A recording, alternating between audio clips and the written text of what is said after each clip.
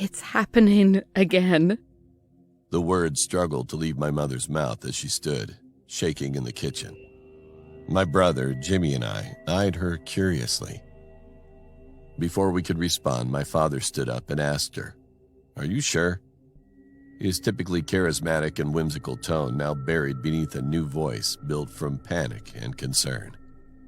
Yes, I'm sure, she replied. My father stood still for a moment in disbelief, whispered something to my mother, then turned to face us. "Boys, there's a man coming to town. You're going to see him around. Maybe in the street, maybe on a park bench, maybe even in the corner of your bedroom at night." I looked at my brother and was met with a mirrored reflection of confusion. We looked back to my father. "Listen to me, boys. No matter what he looks like this time, do not mention anything about his appearance." My mind raced, unsure if my parents were losing their collective minds or if this was some sort of out-of-character joke they were playing. I spoke up, breaking the silence. "Dad, what are you talking about? Who's coming to town?" My father approached us. He placed one hand on Jimmy's shoulder and the other on mine. "I know this doesn't make a lot of sense, or any sense for that matter, but I need you both to be strong and mature for me, okay? If you see a man around town that looks different, promise me you will not say anything about how he looks.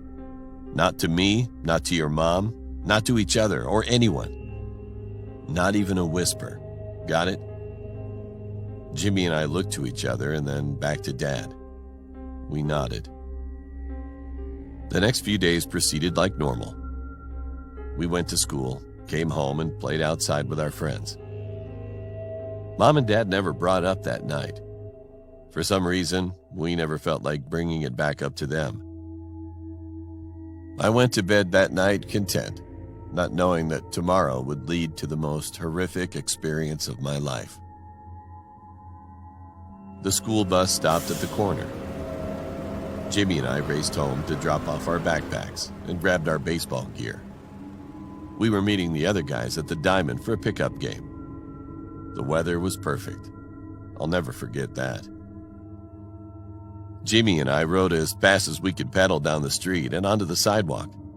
We arrived at the Diamond to find the other guys already waiting for us. We ditched our bikes and sprinted onto the field. When it was my turn to bat, I recited the words my dad had taught me. Hands back, eye on the ball, swing through the ball. I repeated my mantra as the ball came in. The second the bat made contact, I knew that I had crushed it. The ball soared into the sky to the depths of left field. Mike was fast, but even as the fastest kid on the block, he couldn't catch this one. He sprinted towards the ball as it came crashing back down to earth as I ran the bases. I grinned ear to ear as I rounded third to home. Then the cheers from my team ended abruptly as the world seemed to pause and silence. We all looked in unison toward left field. The baseball sat at the feet of a man, at least what resembled a man. Mike stood and stared, glancing back at us. We all inched closer for a better look. The thing that stood in the field wore a black suit jacket, black pants, and a top hat. But it wasn't a man at all.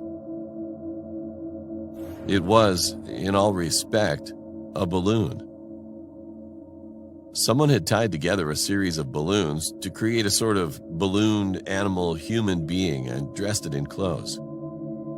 The bulbous yellow head was oversized, with red balloon eyes and a big blue grin. It had a green nose sticking out like a ripe cucumber, and what looked to be drawn-on ears.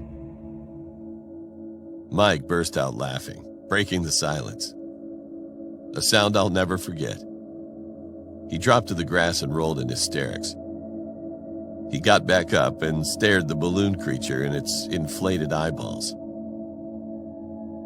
Is this the man our parents have been so scared of? A fucking balloon? His roaring laughter continued. Despite it being very windy that day, the balloon man didn't even flinch. It just stood, grinning its blue grin.